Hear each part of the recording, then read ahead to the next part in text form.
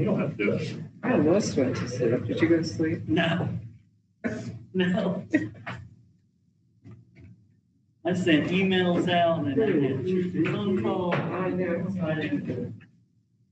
And right before I got ready to leave, I was sitting there. It was like 50 That's all it minutes. takes. That's it. I couldn't sleep. Dana, what was the man thing that used to be on the board a long time ago? I think it was Charles. Charles Caseman? Casey, okay. Uh-huh. I couldn't think what his name was.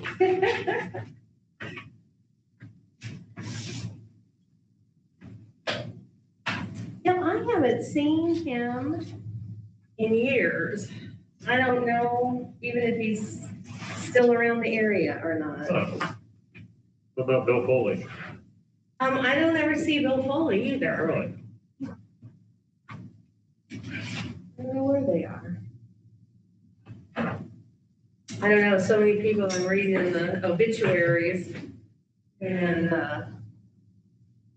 I hate to ask about some people. What's really strange about Ed Stewart? Yeah. Oh, yes. Uh-huh.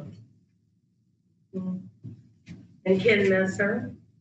I beg your pardon? Ken Messer, he was on our foundation board and he had a stroke and passed away recently, so, I know a lot of people having strokes. yeah. Yeah. Tommy Thompson, did you guys know him? Who? Tommy Thompson. Really liked him. Well.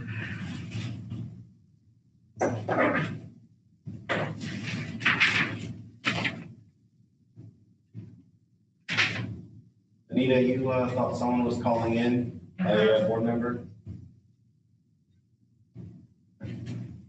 I did not see them. Okay. And maybe something came up and she's not going to, or, I don't know. Did you make those cutouts on the windows or did you guys buy those? Those are actually hand-drawn by Kristen Neeks.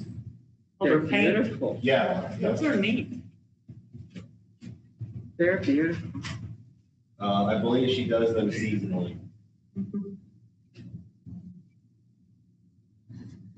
She's very artistic, very, very artistic. I would say. She stays in the lines well. If I ever did one of those, I would never give it away.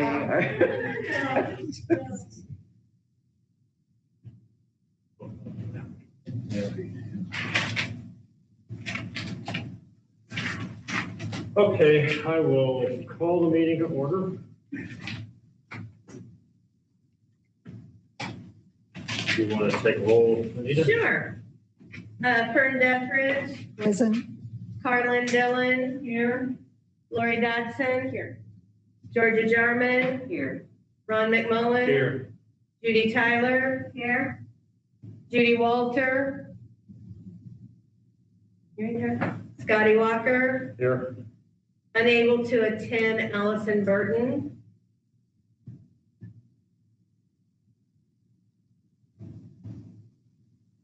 Okay. Do we have any public comments? Yes, we do. We have one from Janae Dickerson, who says Holden patrons want the branch to be open 6 days a week. So noted. What do you say? Can you repeat that, Kyle?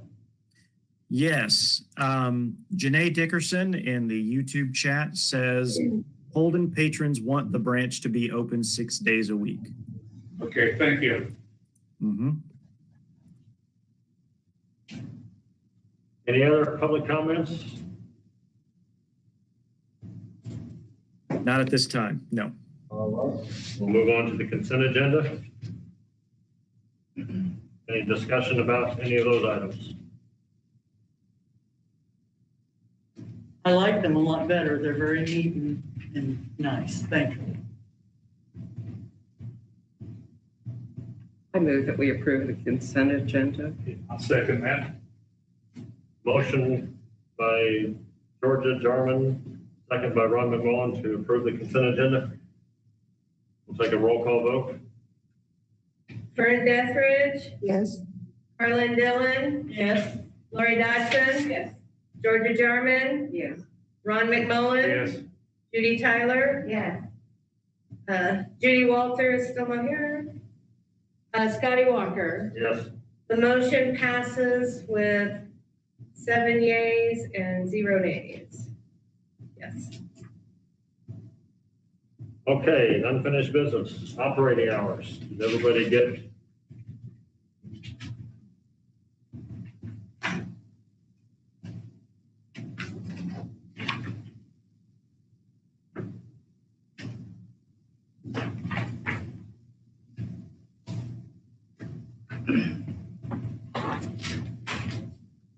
We got the email, right, that said that we were gonna have maybe a meeting to approve this. Did that happen? I missed it probably. No, there was no, Okay, yeah. are we gonna do that or? But I think we need to discuss this. Okay, And I think we need to get rolling.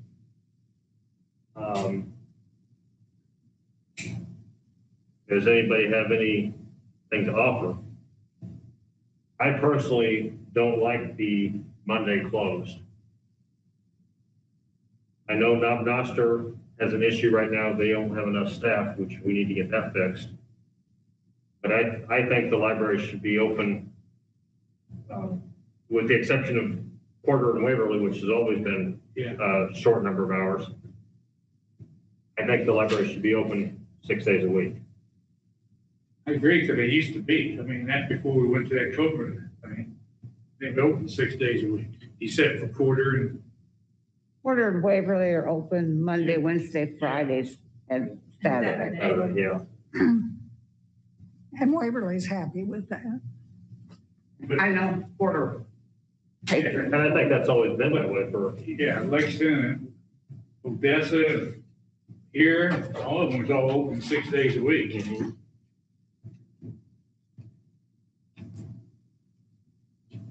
I guess the question is why, I think people deserve to know why it's not open on Mondays.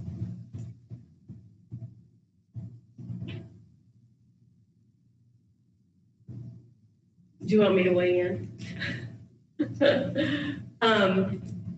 Past directors,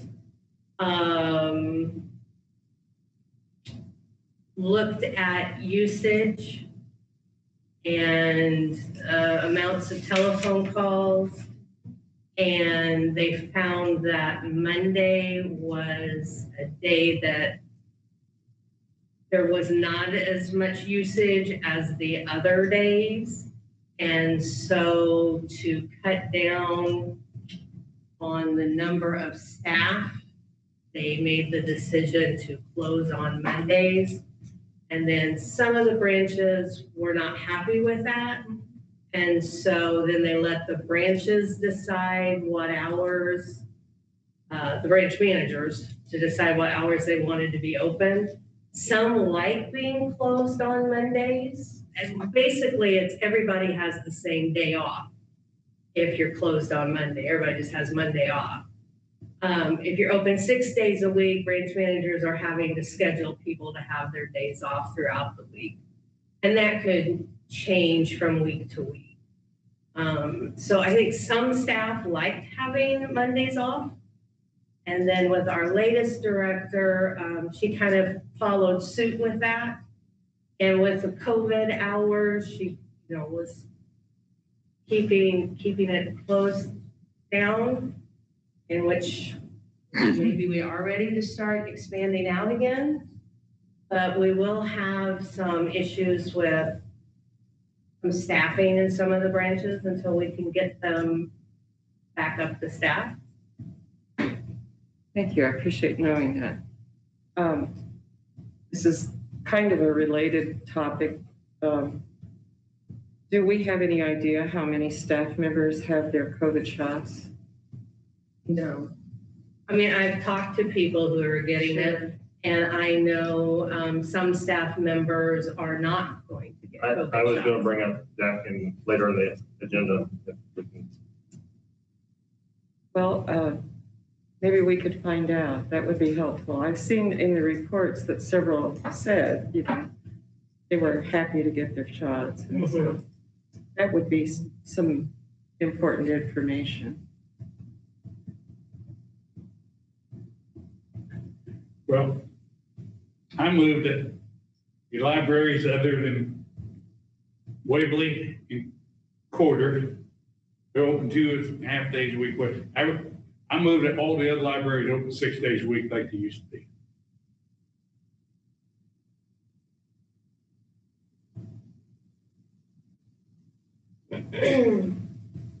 Okay, I do know, and I fully agree, I do know that Knob Noster currently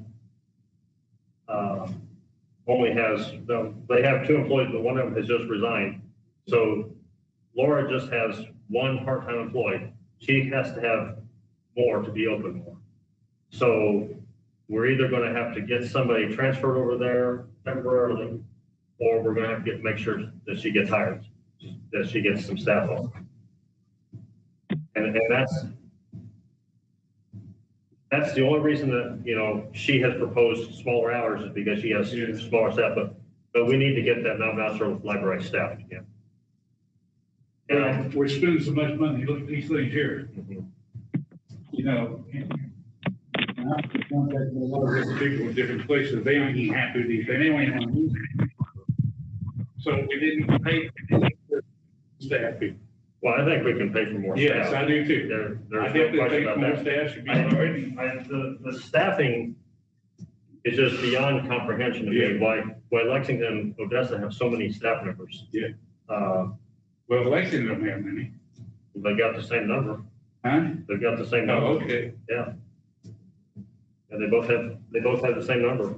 And I think we also need to remember that due to COVID, right now, our numbers are not what they were before COVID.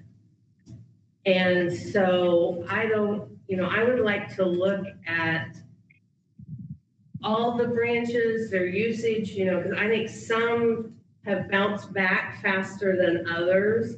I think some branches that, and I don't have the numbers to give to you right now to say this is exactly where they're at, but I think some that we think have been really busy really aren't.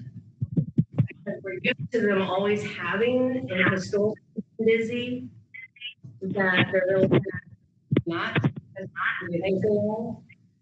And so I would kind of like to look at that. And Well, I don't agree with you. see. You know, the taxpayers, they've been, I won't say what I'm going to say, really complaining. And a lot of people in Lexington and other places where I've talked to are just going to other locations, going outside our areas to get books and all that. A lot of them around Lexington, going to Richmond, Charlton, a lot of different places because they're upset and hacked off because the library's not being maintained like they should be. Because they're not open 6 days a week? Yeah, because they aren't open 6 days a week and all that. And you know, we voted on all this once before and you claimed it couldn't have been done. I talked to my attorney, he said it could have been, but whatever. And, but whatever, I just made a motion that we could go with Arm set those 2 to be 6 days a week. If nobody wants to second it, or nobody wants to vote on it, that's fine. Well, he's got his hand up, Scotty. The board member called in and there was a lot of background noise, so I wanted to let them know I muted them, because they're like, there's like a kid and something in the background, so Okay. people were complaining about I want to let you know that that board member got muted. Got muted, okay, but she can hear us. Yeah, she What can if she hear, but wants- she had a lot of background noise going on. What if she wants to make a, She can unmute herself and start talking, for sure. okay. Does she know how to do that? I don't know. Okay. They were complaining in the chat and I could hear her, all her background noise. Want to let you know. So how would she go about unmuting if Judy I'll was? press Push the button on her phone. Oh, okay, Just the mute button on her phone. okay. So Judy is here. Yeah, it just says caller 02. They did not put their name in. Okay. Well, this is just my opinion for what it's worth. I don't feel comfortable changing the hours without something, I'm kind of old school. I want a piece of paper telling me what branches are going to be open what hours before I will vote on it. That was in the email. Well, I got a lot of talk about it, but I didn't get the actual hours. I think there was an attachment. You might see it on your phone if you look through. Can you get to your email on your phone? Well, that's what I was looking for, but I couldn't find it on my computer either. There was a lot of talk about it, but I never got the, They're supposed to go back. It's to regular open hours. more days. You're supposed to go back regular hours, 9 o'clock in the morning on up, various days, 2 days a week. Some of them going to 7 o'clock at night. They're probably willing to do that, Ron. It's just that they have to get that extra person in Knob Noster for sure. That woman probably can't stay open by herself Well, that length of time. So I don't know if that would be included in the vote or what, however you want to word that. well, sometimes we had a problem. I just made a motion that we go the regular hours that we did.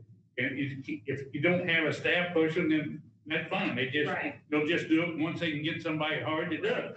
But all the other libraries that got people to go ahead and have it the regular hours, like you just said. But can we not temporarily transfer someone over from Warrensburg Well, to Mount that Noster? could be possible, but we'll see. I mean, there's a, Scotty, if I can interject here, when the person from Knob Noster resigned, when they got their paperwork turned in, I touched base with several other branch managers, and we do have people ready to go to substitute in for those hours. So I've got at least 3 different branches that are on board to provide some assistance in the meantime until we get that position refilled. okay. Well, that being said, I agree with Ron that we need to get these libraries open on Monday. So what I sent you on April 1st, that the branch managers wanted their hours to be, you want to disagree with those, correct? I think the library should be open on Monday. Because some of them still wanted Mondays to be closed. And Lexington is not one of them. Okay, but And Lexington is not one of them. Like I wants to be open 6 days. Yeah, that's what I and- said, yeah. And I think the others don't want to be because they can get paid without being there. But Odessa has plenty of staff. Why are they closed on Monday? Yeah. Because when Rochelle was here, she was getting a lot of questions from branch managers that they were not getting their work done. Could they have more staff? And one of the ways that Rochelle thought I can get them more time is to shorten hours so that their branch staff would be more overlapped, freeing the branch managers to do more of their administrative work and get their administrative work done in their 40 hours. So we've got a lot of leftover 40-hour people being in the branch at one time. So that's how she was trying to solve the issue with getting them more people without actually having to get them with more people. So did the branch managers work on Mondays to keep the library closed? No. Mondays are their day off. If you're open 6 days a week, you have, so what the branch managers are doing, everybody has their day off on Monday, and then they work the other 5 days to get their hours in. Well, I don't see why a branch manager couldn't still take Monday off if that's what they wanted to do. Well, that's what they want to do, Okay, but that doesn't mean the library has to be closed. if nobody's there. I'm just looking at Odessa's staffing. They got an exempt person, which is 40 hours or more, and they got two 40-hour people and three 19-hour, well, the one Well, 19 hour is a one's a- janitor. Yeah, right. But they have 120, 158 hours worth of payroll each week, not including the janitor. I don't see Now, why. I'd like to look at, and I don't have it at my fingertip, I'd like to look at their usage statistics. See, that In doesn't my opinion, matter. you should already look at it. That You doesn't, knew a month ago, we tried to get this done. see, the usage statistic doesn't matter to me because we're paying staff whether the library is That's right. open or not. And we're not providing a service to our patrons. We're not in the business of making it convenient for our employees. We should be in the business of making it convenient for our patrons. And City Hall doesn't close on Monday just because nobody goes to City Hall on Monday. They're still open.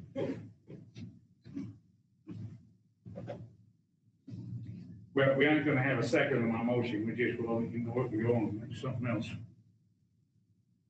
I don't know. Can I second the motion? Actually, the president cannot. Well, I don't know that we need to vote on this, Ron, because we voted last time that we wanted to go back to pre-COVID hours. Yes. Yeah, But what happened was, we made that vote that administration was gonna work with the branch managers, come up with a plan, send it to the board, because I wanted the board to say, hey, this is what they want, which is what I sent you on April 1st, which you then sent out to the rest of the board members. And that did have branches, some of the branches being closed on Monday, which I knew that's not what some of the board members want. They want it to be open. So then I was at the, what do I do? Because then Scotty, you said we weren't gonna have a special meeting to discuss it, we would discuss it tonight. And so I kind of put it on hold because I'm getting different, I think the special meeting that I canceled was for, I don't remember what it was for, that wasn't anything to do with hours. I No. called a special meeting and then we determined that we could discuss it at the last board meeting, because that special meeting was going to take place previous to last board's meeting. Well, if Kyle went around and talked to the branch managers and found out what suited them, are you thinking the branch managers are not, I don't think that, I think I the don't branch think- managers should know what's the best time to be open. because now here was the motion that was last month. Ron McMullen made a motion to open branches back up to pre-COVID hours with the administrative and branch staff working toward that goal. Judy Walter seconded, the motion passed 8-0. And what we said, and what, by working with the branch managers, this was the hours they came up with. But then I heard from, well, Scotty came to my office and said, you know, I don't like these hours. I think we need to rework some. And I'm like, okay. And then I got an email from Scotty saying that he and Ron had talked to Fern and that it was an administrative task. Okay. And then 2 days later, I think, I got another email from Scotty saying that he, Ron, and Judy Tyler talked about it and decided that it should be decided by the board what the hours should be. So as the administrator, I'm sitting here going, I'm hearing many different things from the board. I don't think the board is all on one page together. So I held off on making any change because no matter what I changed it, someone was going to be unhappy. So we waited until tonight to have this discussion. Anita? When this says pre-COVID hours, libraries were closed on Monday, some of them, Some of them. because the actual hours that were set dated back to May 1st, 2019. They were changed when Rochelle was the director and so then some of them weren't open on Mondays. But pre-COVID hours and being open 6 days a week are two different things.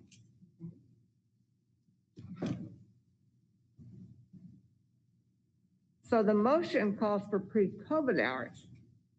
And if it's 6 days a week, that's not really in agreement with pre-COVID hours. We'd have to set something completely different.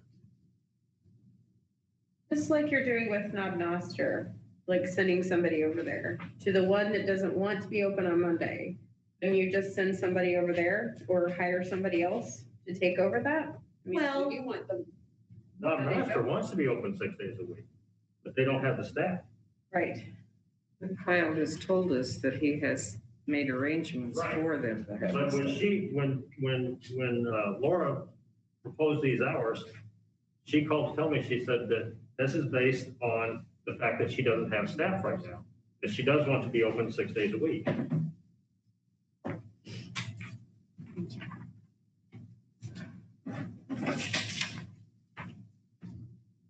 Thank you. Well, absolutely. I'm so confused. Yeah. No, He's on top of it. well, the thing of it was when they asked them to cut back hours, Right. Absolutely. a lot of them agreed to be closed on Monday. I had, okay, and that's due to the former director. Are these the current hours or are these the hours? These are proposed hours. These are what the branch managers proposed Based on, what they would like to see their branches open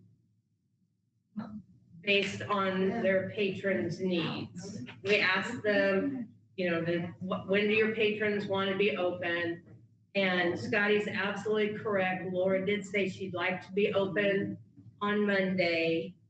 But at the time, which was before one of her people resigned, her people will only work the 2 days they're scheduled, so that she doesn't have any flexibility with her staff, which was kind of a problem. Now, when we replace the person who just resigned, they're graduating, which is why they're leaving.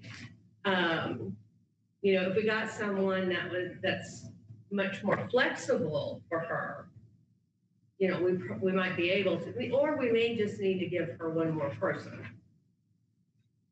But there's 4 that are closed on Mondays, right? And we know that Holden wants to open on Mondays, according to Janae, right?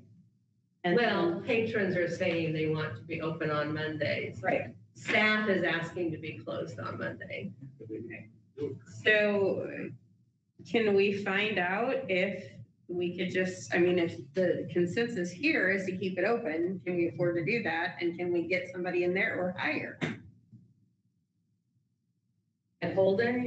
Any of them, the other as well. That seems like that would be the next step is if the board wants it to be open, then we need to decide if we're gonna pay somebody to do it or what. Yeah. Right. Even if they do want it closed, if they have enough people, that shouldn't matter too much. Right? Right. Right. So that's what I'm saying. Scotty, am I on the right track there? That sounds reasonable to me. What are I'm the trying to current, figure out why the biggest libraries, biggest branches we have are closed on Monday. Odessa, Knob Noster, and Concordia, and Holden are some of the largest branches we have. So, but we have other branches that are smaller that are open. That's because we're only open 3.5 3 days a week. As it's been that way for so many years. Yes. Right. so how many hours is Odessa currently open? Currently, And Lexington also. currently Lexington is open 37 hours and Odessa is open 45 hours. Okay, so in the case of Lexington, Well, in the case of Odessa too, no, not Odessa, in the case of Lexington, if a full-time employee has to work 40 hours to be full-time, Mhm. how do Barbara Sater and Jacqueline Roselle get their 40 hours in if we're only open 37 hours? Because they come in, most of our employees come in before they open to the public to do their opening routine. And then they stay after we close to the public to finish up their work. They have to do a sweep of the building to make sure everyone is gone. They're, Well, what if closing up. we don't offer that service to any other branch? Yes, Warrensburg does, Well, I understand Warrensburg, it's a huge building, Right. but I mean, right. how many people are gonna be able to hide in Lexington or Odessa? There's a lot of little nooks and crannies in Odessa and Two Lexington. people, 3 hours of time work? Well, no, remember that goes through goes through 5 days.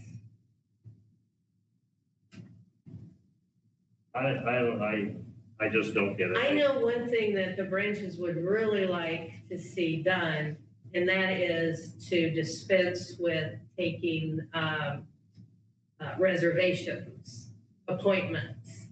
They think they're ready to get rid of that. They're not hitting their maximum occupancy. So when people just show up, they can come in. Now, Willa did tell me that she had to have somebody wait a little bit for somebody to leave the building before the next person could come in, but that was no problem, that both people that were involved were okay with that.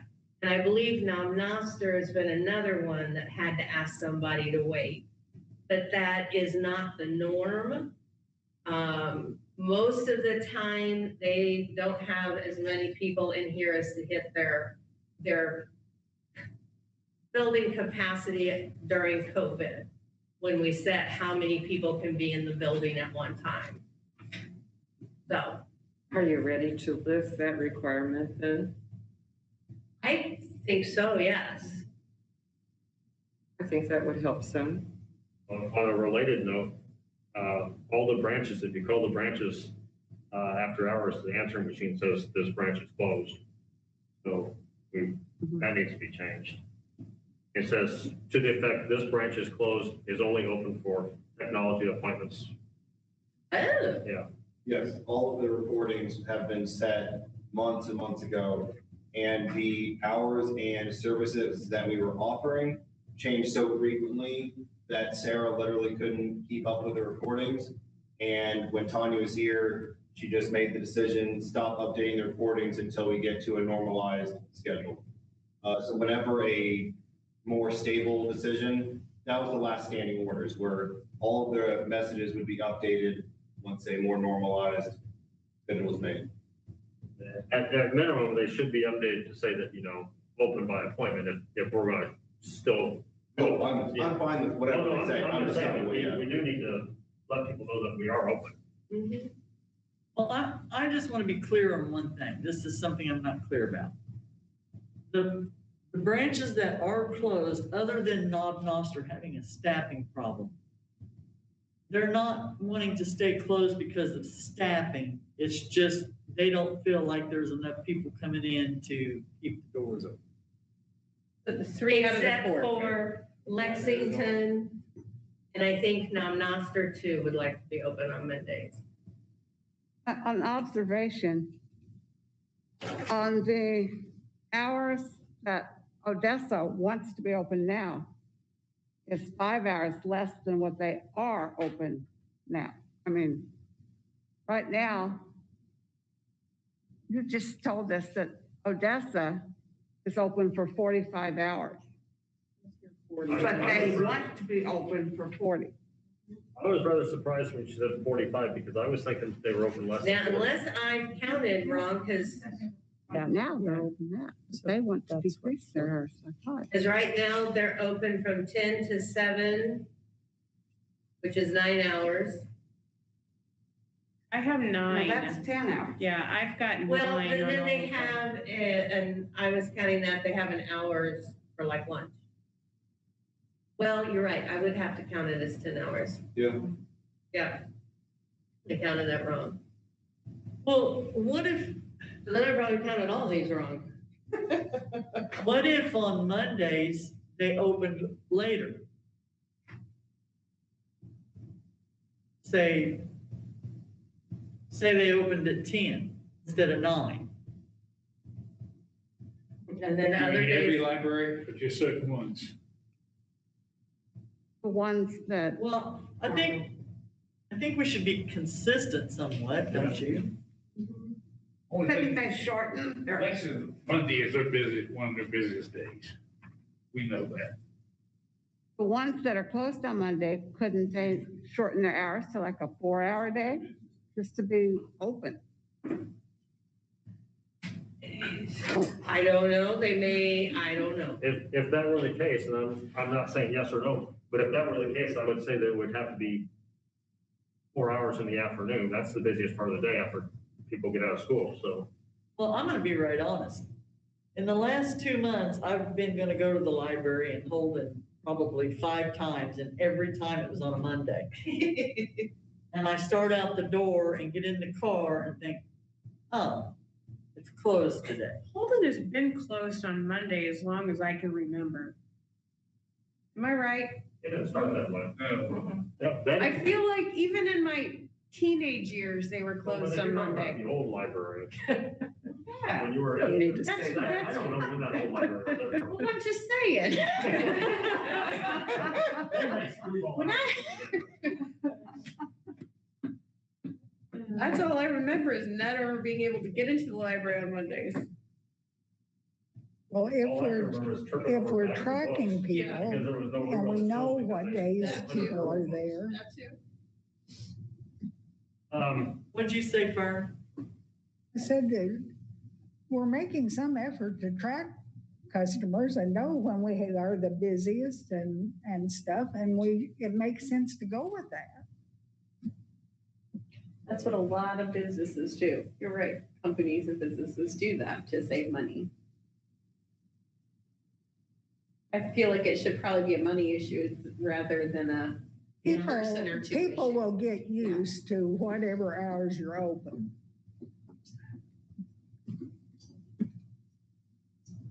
I'm still against being closed on Monday. Well, and by the same token, we should not we should take into account what the branch managers say, but we should also listen to the patrons that want it open. And so you think the branch managers are not listening to the patrons? I mean, No, I don't know that because I don't really know what their criteria was for wanting to stay closed on Monday. I don't know if it was staffing or they didn't feel like there were enough people visiting, but I think the original criteria for closing on Mondays was simply because it was an effort to save some money, to shorten the hours at all the libraries except for Porter and Waverly, because we were open less anyway. That was the original concept. Way back when Rochelle was director. That was back in early 2019. And we had a big fight over those hours, I remember. And if saving money was the goal, I could understand, but like Ron said, we just bought a whole bunch of things here and we're not eliminating payroll. And we're not serving the patrons. I think our duty is to the patrons. I don't think our duty is to the staff. I want 2 days off a week too, but I don't get it.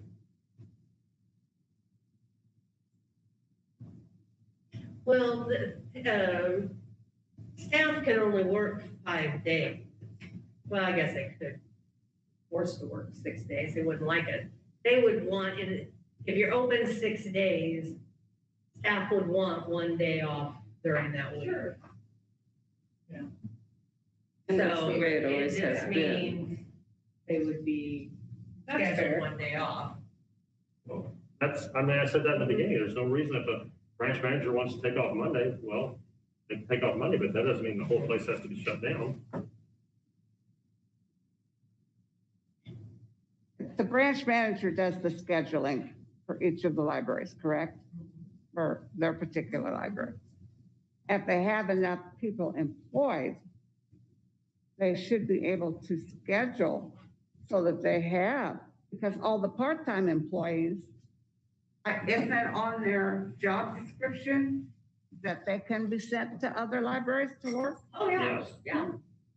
So, I mean, it could be arranged. The schedules can be done by the managers to make sure they get a day off during the week plus the Sunday. And, that could be like, one time you might get Saturday off. And then it might be 2 or 3 weeks before you get a Saturday off, but you're going to have during the week one day off. That would be the branch manager's obligation to schedule the employees, correct? Are they willing to do that, the branch managers? The branch managers have always done their Okay. staff scheduling. Okay. Mhm.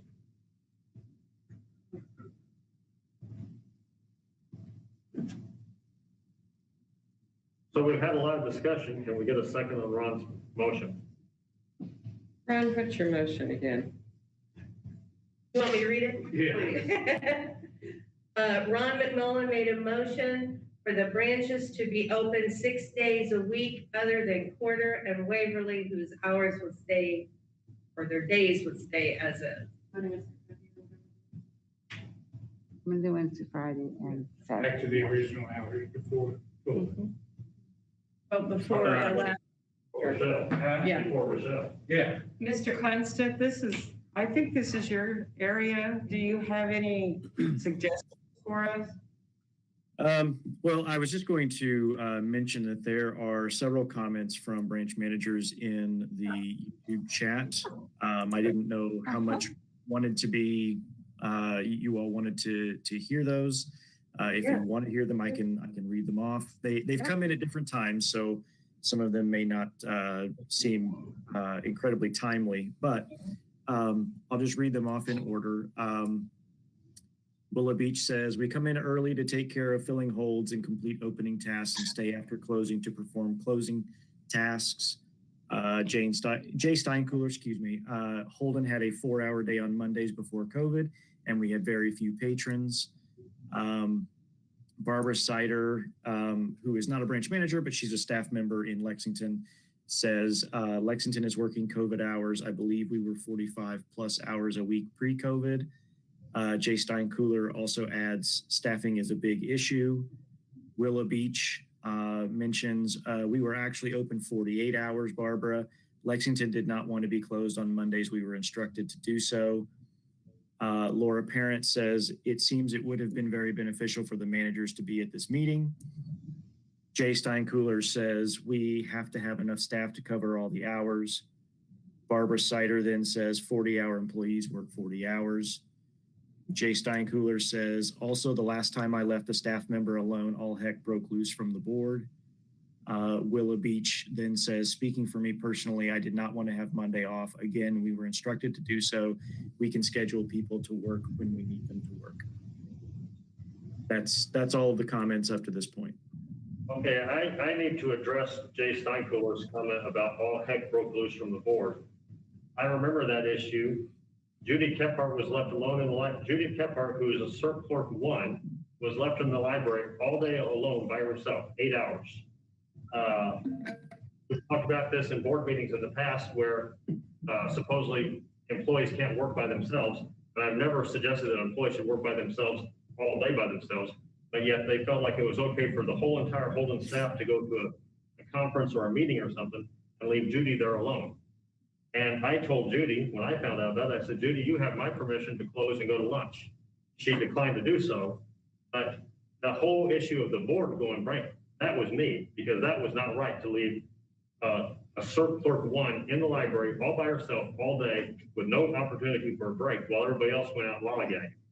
So to say that the board went, don't put this on the board, put this on me. And I still don't think it's right, and I still object to the fact that that was done to Judy.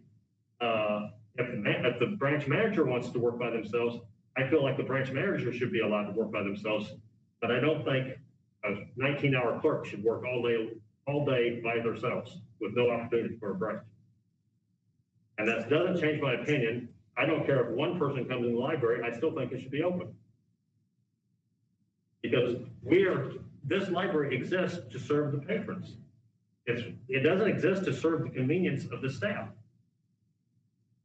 The same number of tax dollars comes in, whether we're open 40 hours a week or whether we're open 20 hours a week, we still get the same number of tax dollars.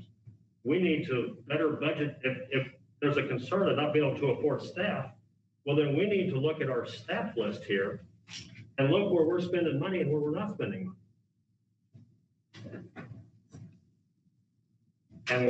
And we're spending way too much money in some branches and not enough in others. I would like to know how come nobody that lives in Holden, with the exception of Judy Kephart, all the other employees live someplace else. I would like to know that. Well, actually, in hiring, with the Fair Labor Standards Act, you can't pay attention to where people live. You have to hire the best people who apply, and it doesn't matter where they live or. Well, I know for a fact that we had very qualified local people apply for branch manager, but they were always turned down. So I'm not buying that we didn't have local opportunity for local employees, local qualified employees. So, but that has nothing to do with ours. So,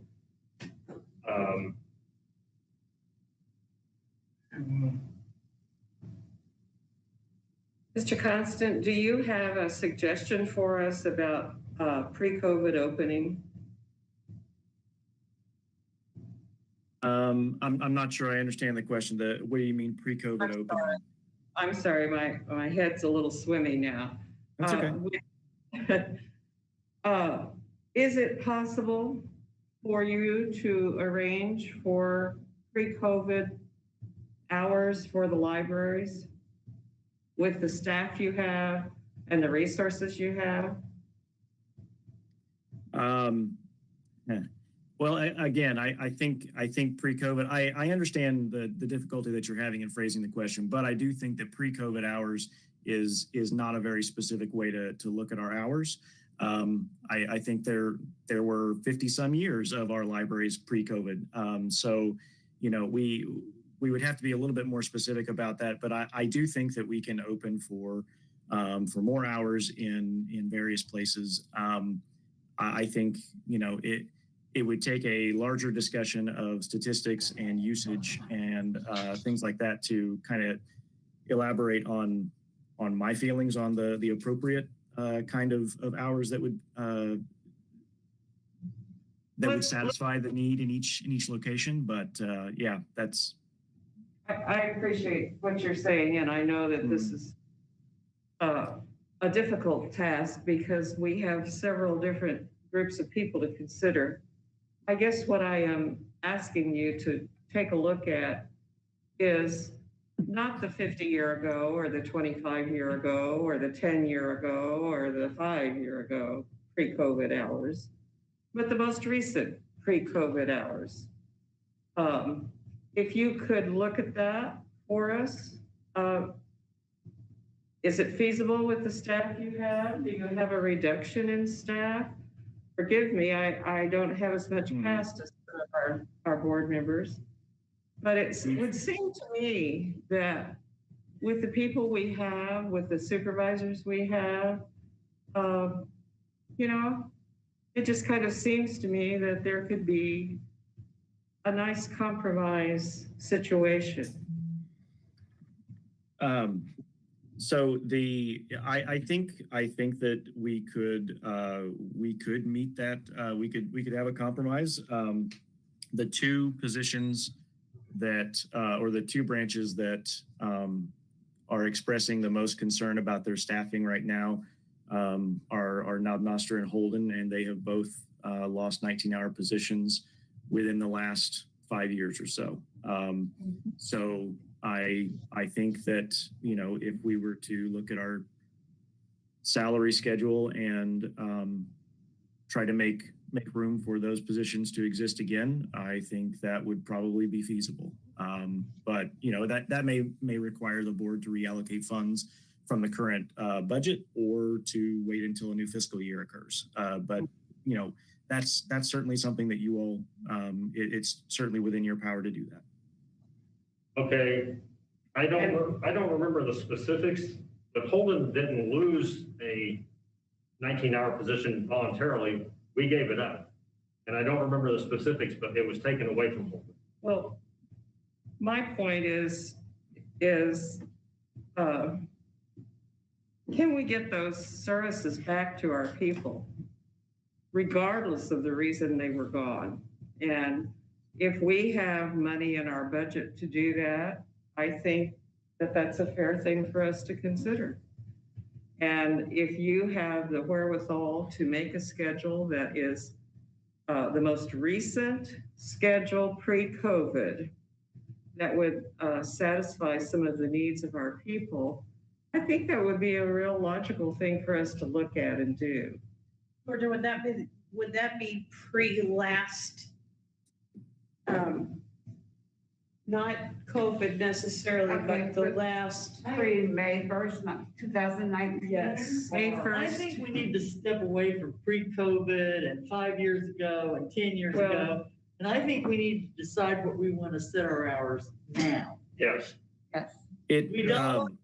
We don't want to change Porter. We don't want to change Waverly. We still have to make sure we have the money to do that. That's what Georgia's trying to say. We need to make sure we can fund Let's it. get rid of these machines. Because Sell these machines. Let's stay on this topic.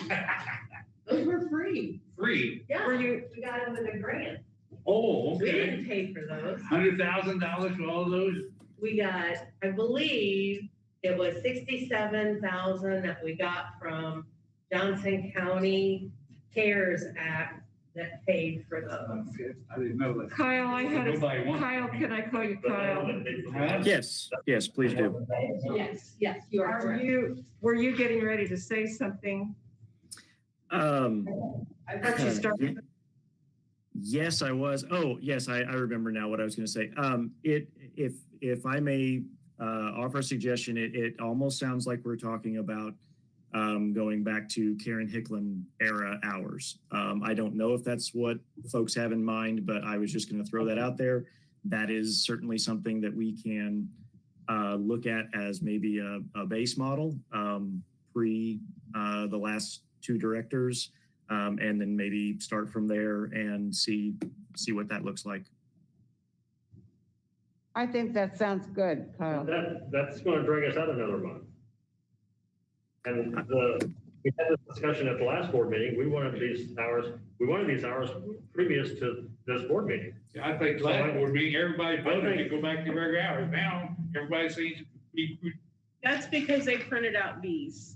That's because they showed us these hours. This is what we were told what the proposed hours were gonna be for this, after our meeting. That's what we were told. I don't care because you do care. Be careful with them, you know. And some of the libraries that have been closed on Mondays want to remain closed on Mondays. Others don't. And that's the issue basically that we're having. Yeah, Well, but patrons want some of them open Yeah. too. In a nutshell, it's, you know, it used to be branch managers or branch staff did programming. And now that's all been taken away from them.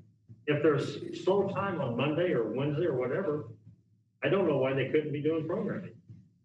I mean, just because it's slow, it's like, obviously we could be doing something to draw them in. But again, they're still being paid, whether it's slow or whether it's busy. Well, if I remember correctly, Holden and Knob Noster lost their positions because we had a big budget cut. It was sudden. We had to cut budget quickly. Those positions were given up, and all of the craft things that they were doing had to stop because they didn't have the budget for them. So my question is this: if you open all of these branches up, do we have the funds? We can sit here and say all day that's what we want, but we have to have the funds to pay people to be there. And you're not just paying them, you have to pay their taxes, you have to pay their insurance, you have to pay any other things that they have to have.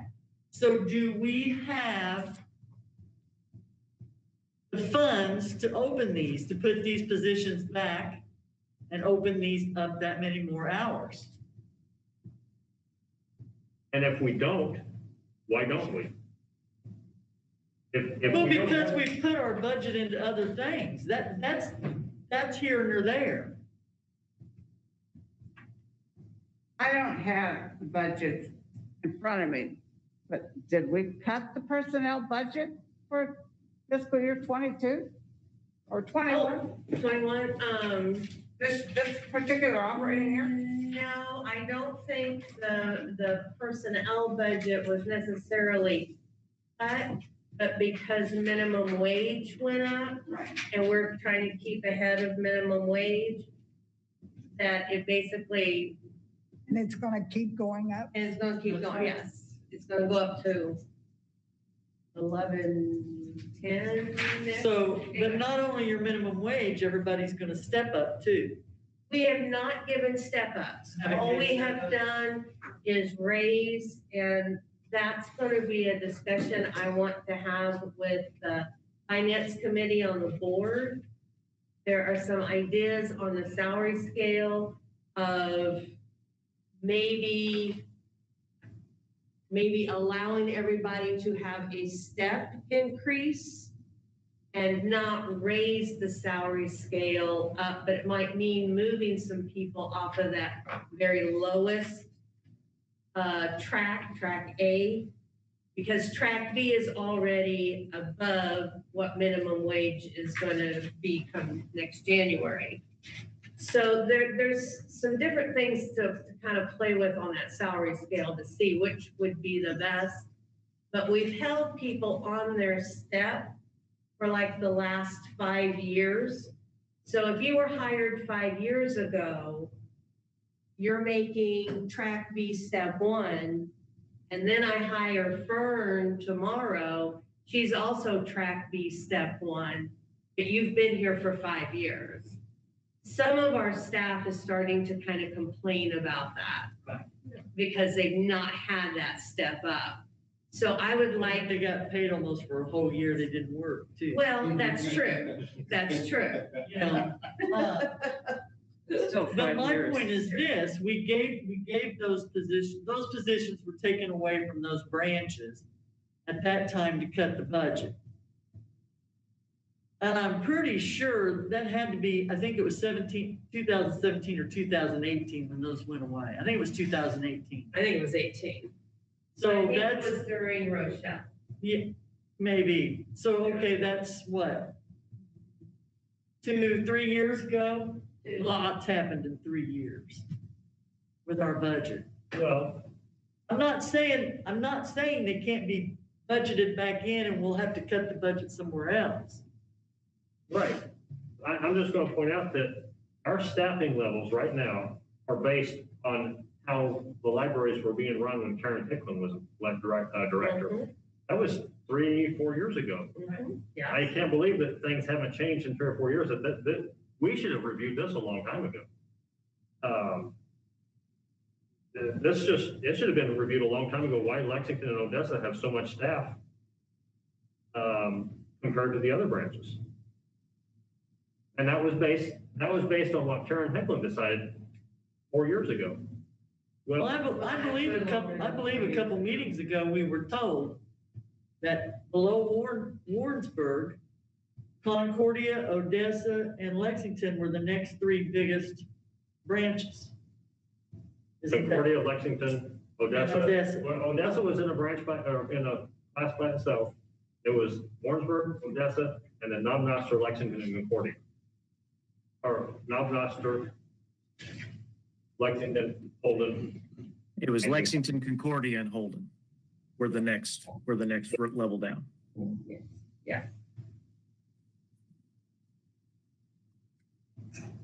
I mean, And actually, I don't know what the branch manager in Concordia, but I've heard some static out of Concordia that they would like to have their library back open on Monday too.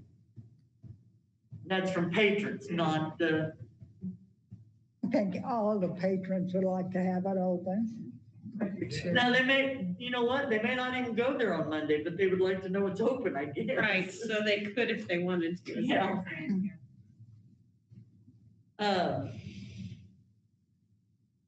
What a mess.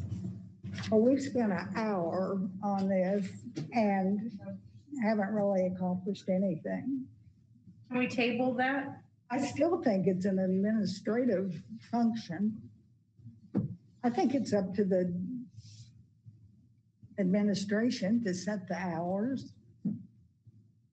The only reason I said the board was because I know when we voted to decrease the hours, the board voted on it. Yes, that's right. My problem with this. If our patrons are wanting us open, and we tell them we can't afford it, and they're gonna say, well, how can you afford this? Or how come you can afford that? Or how come we're buying new computers when we can't even have the doors open? I don't see So- any evidence that we can't afford it. I don't want to not open the doors if the patrons, if that's something that they truly want. And you can't base it upon how many people are in or out. Yes. It's a public domain. And it's ran by tax dollars. So if they want it open, it should be open. But in fairness, those tax dollars are finite. True, and if we don't have the money to keep the branches open, then it's not because we don't have the money to keep the branches open. It means we're spending money in areas that we probably shouldn't be spending money in. Again, the branch staff is all based on something Karen Pickling said a long time ago. It hasn't been reviewed in 4 or more years. I agree, tax money is finite, but we need. It has been reviewed, and those changes are right now being discussed, being reversed. We have reviewed staffing in branches. We have reviewed operational hours, and right now we're talking about reversing the things that administration has decided needed to be done.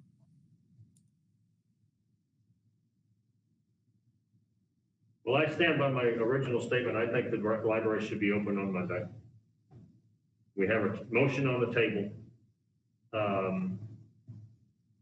And I see no reason why they can't be open on Monday.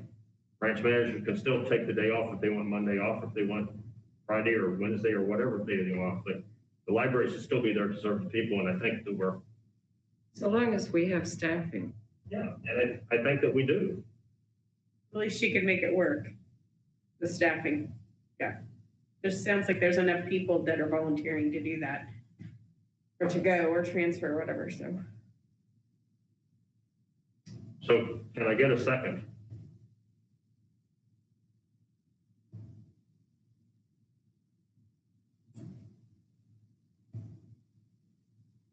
I'll second.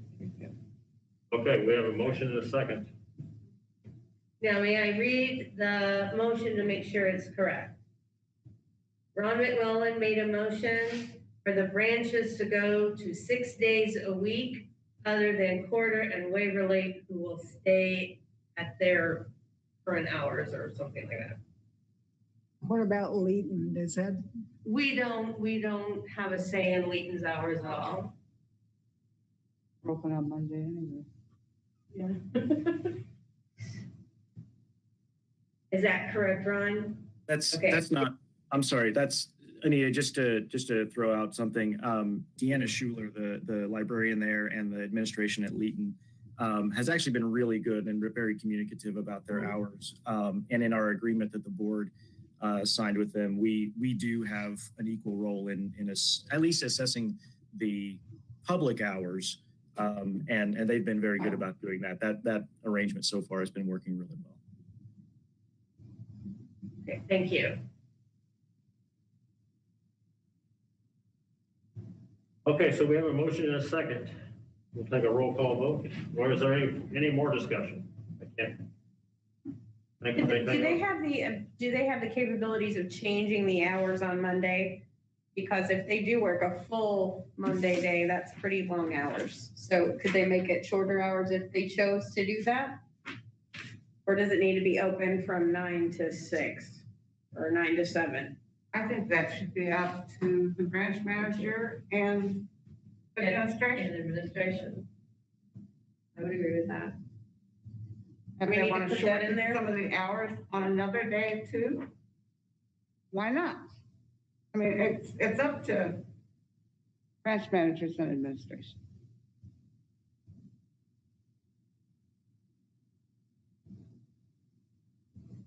So are you wanting to change the motion or, I mean, we got a motion, so let's vote on the It motion. was just to be open 6 days a week. Sure. However, to me, it's however the branch manager. But the understanding is that branch managers and administration will see that it's open there's open 6 days a week, except for Porter and Waverly. And we will see what staffing, we'll work out staffing, make sure that there's coverage, and we will go from there. The only thing I would like to add is, can we, or maybe that needs to be a separate motion, can we end the taking of appointments? Oh, I'd like to, That we no longer take appointments, that we're fully open. but we still have the occupancy level. I still want to keep that. So it may mean someone may have to wait till someone leaves to come in, but they don't have to make appointments anymore. Great. Let's do the hours first. Yeah, Yes, let's do the yeah. hours and then, or the Mondays. Okay, let's take a roll call vote. Okay. Fern Deathridge, Yes. Harlan Dillon, Yes. Lori Dodson. Yeah. Yes. Georgia Jarman, Very hard. I'll vote yes.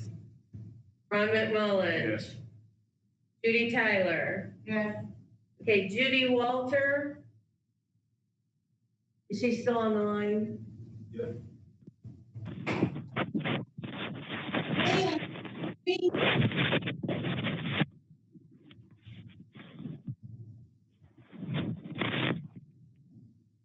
Judy, can you hear us? Yes, Yay! Have you been listening to the discussion? yes, but you guys wouldn't let me say anything. Well, now I see what you're doing. Not me. Do you want to vote on the motion that's on the floor? Yes, I do. Okay. I how do you agree. so We should be vote? open. Okay. We should be open. Yes, yay, hoo-ha. And Scotty Walker. Yes. Okay, the motion passes 8-0. So we will get open 6 days a week, except for Porter and Waverly, and branches and administration will set the hours. Okay, now I want to ask a question. I probably should have made that part of the motion. We will do this immediately, right? As quickly as we can. What do you mean you can't? I Everything, say make a motion, Ron. Make a motion on the start. huh? I think they should at least start with Monday. This coming Monday, Yeah, we're gonna have to change all of our staffing that's already been, you know, you should have worried about that a month ago when we voted on the thing in, you were gonna take care of it. right? But I got so many different things coming at me with different, that I knew if I did But that that. librarian, and my librarian wants to start immediately. She can do it tomorrow. Can't they if they can? Start on Monday if they can. I'm sure you'll probably shoot her ass. You give her the business. Huh? I said, you give her the business.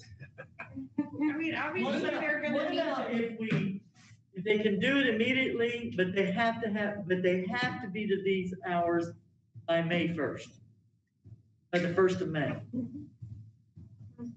If they can do it immediately, that's fine, but they have to be in So let the librarian compliance. determine how soon they want to do it. Well, that's only 2 weeks, Ron. Well, I know it, but That's only 2 Mondays.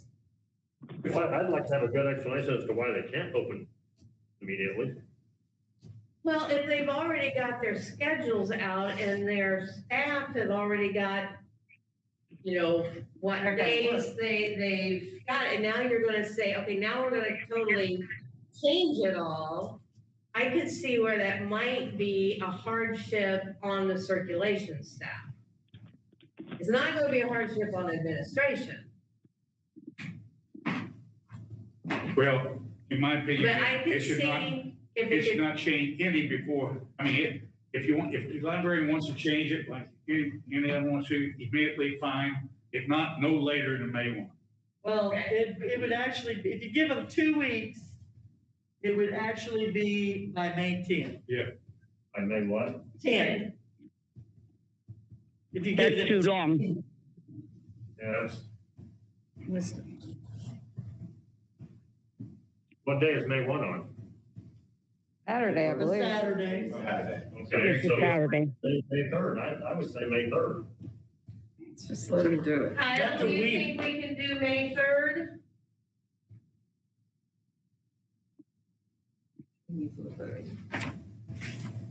I'm sorry, who are you asking? Are you asking me? I'm sorry, Kyle, do you think Yes. the ranches can make this change by May 3rd? I would imagine so, yes. Okay. Thank you. Okay. Make a motion, we do away with the having to make appointments. Do we have to make a motion on the start date?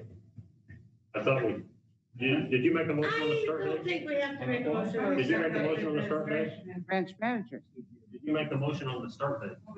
On when to start this? Did you make that as a motion? Well, I'm just telling them when she's, I didn't make a motion. It will be in the minutes and it'll be done by May 3rd. Yeah. How's that? So that we don't need a motion. Okay. No, No, I didn't think so. we'll work on it, we'll get it done by May 3rd. So Willa has a motion. Willa has a motion to do away with appointments. Or did first? She made a motion to do away with appointments. I second it. What's her motion? To do away with appointments. Oh, okay, yeah, I'm sorry, I can't hear. But to make sure that we don't go over the total occupancy of, Well, we wouldn't anyhow. And who decides what the total occupancy is? I guess, the health department The or health department. Fire department. Okay. So Fern has made a motion to do away with appointments. That stay within the occupancy level. Yes. I second it. Question. Is there any discussion? Take a roll call vote. Okay. Fern Deathridge. Yes. Harlan Dillon. Yes. Lori Dodson. Yes. Georgia Jarman. Yes. Ron McMullen. Yes. Judy Tyler. yes, Judy Walter. Yes. Scotty Walker. Yes. Passes 8 yeas, 0 nays. Woo-hoo. And if you can get those voice messages for all the branch telephones to be changed to reflect that. Update.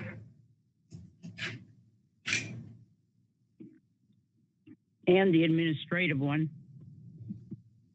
Yeah, I informed Roger about that, Judy. Thank you for catching that. Administrative. Thank you.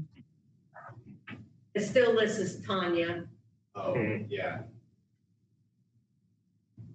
Okay, do we have a report from the search committee? We've had a meeting and I have to say I was disappointed that we didn't have more local candidates, but we have narrowed it down to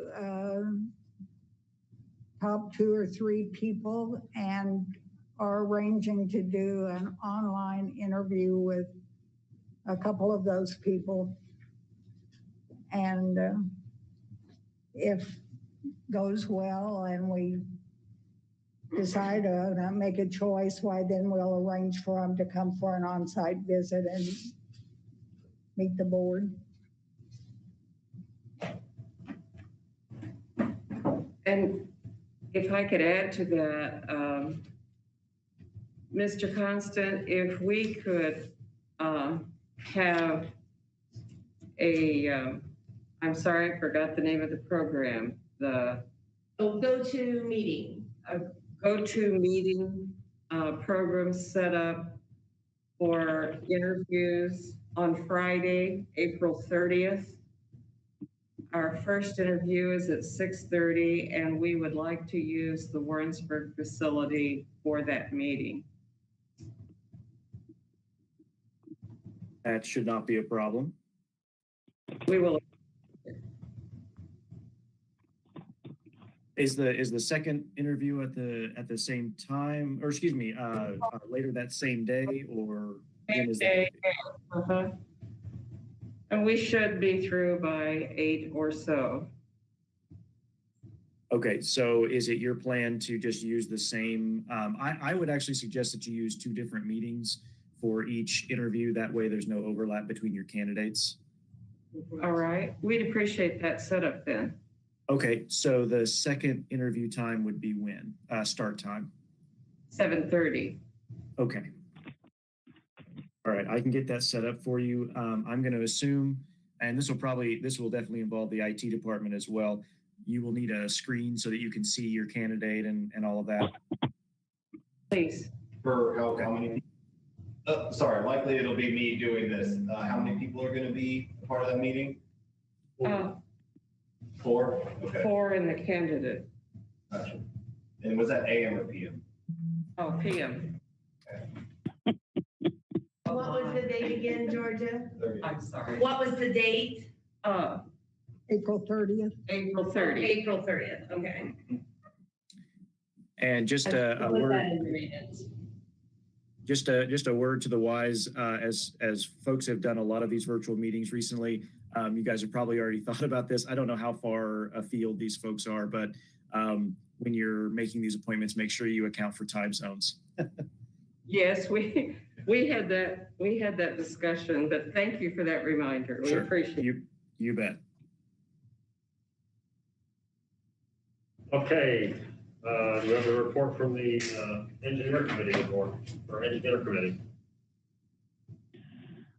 Our, what do I call them? They were due yesterday and we got none. What were due yesterday? The RFQs for the engineers. The request for qualifications from engineers. We mailed out 8 packets to 8 different engineers or engineering firms. And those names and addresses we got from Tracy Bratner and Norman Lucas. And I didn't receive a single phone call or email asking for any extra information. And we didn't get a single response to our request. What are Norm and Tracy saying? Tracy said, bummer. And then she said, let me talk with Norman and let's see what our next steps could be. So I have not heard back. And Judy, she was going to stay in contact with you too. Okay. What our next steps could be about securing an Okay. engineer. Well, the way it keeps raining, I think we need to move on this quickly. Seems strange we wouldn't get any response. Okay, up next is the quarter lease agreement.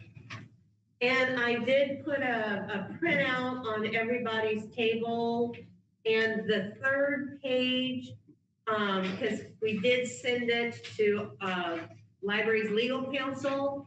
The third page is legal counsel's thoughts.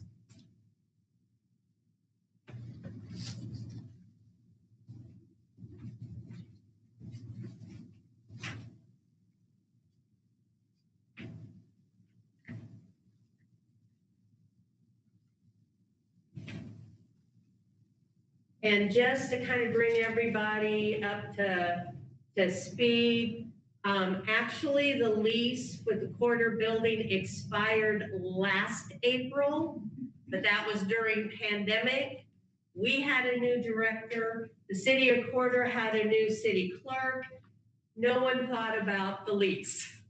So that's one of the reasons why they're kind of only wanting this lease to be so short, is they want to get back on schedule.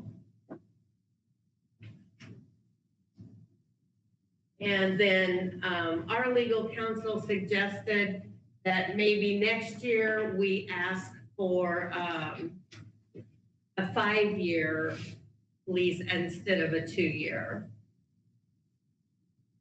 But this amount, same thing we've been paying, right? Yes, the $300 Yeah. is the same amount, right?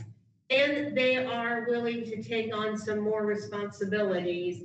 They're gonna do all snow removal, yard mowing. They have taken over the front gardens in front of the building.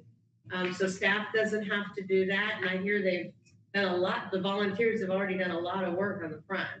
I drove there because I had a prior appointment that afternoon. Yeah. Yes, there were like about 5 trash bags of debris. Wonderful. Well, I know Quarter staff is just in hog heaven. That they ripped out those, and some of those bushes have been there since I've been at Trails. Probably since the building was built. Probably. Judy, since you're from there, I think you need to make a motion to approve this lease. Judy, you may do whatever you wish. Yeah. Interested in the 5-year or the 2-year? I don't know. I didn't discuss that because I didn't, have this.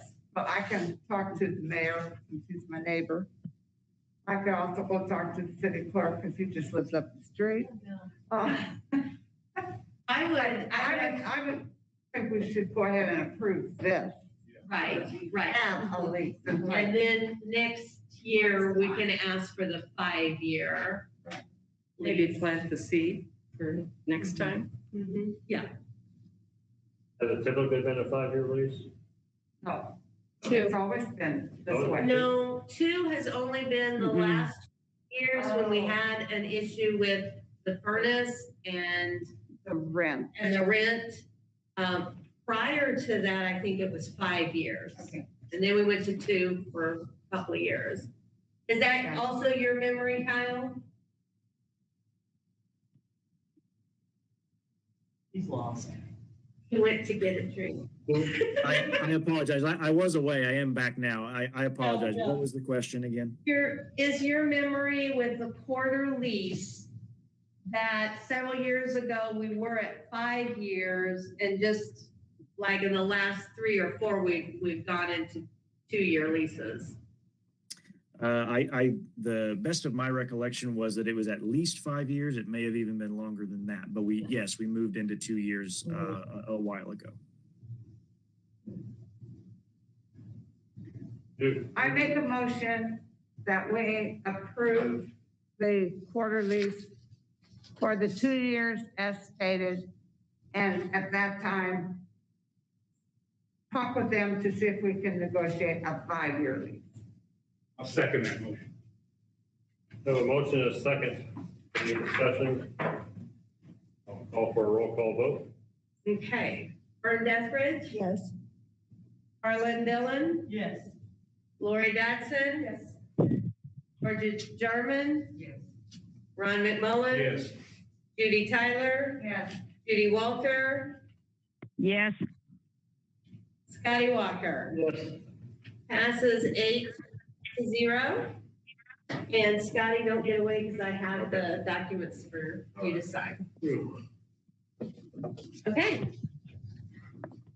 Okay, we're up to discussion and announcements. Want to talk about the self-checkout machines. Find out exactly why they're not in operation, how many we have, how they were paid for. So I'll start with, why aren't they in operation? Okay, so they are operational as far as being able to check out materials. The reason that we did not have them operational for patron use, and my understanding is that a few patrons have actually gone ahead and used them either with or without staff blessing. I think they were just too curious and went ahead and used them, and my understanding is that they functioned well. But the card readers that are currently installed on the machines that you can see there in Warrensburg, those were just installed today. And we decided a while ago to not have the devices functioning until every aspect of it could be complete.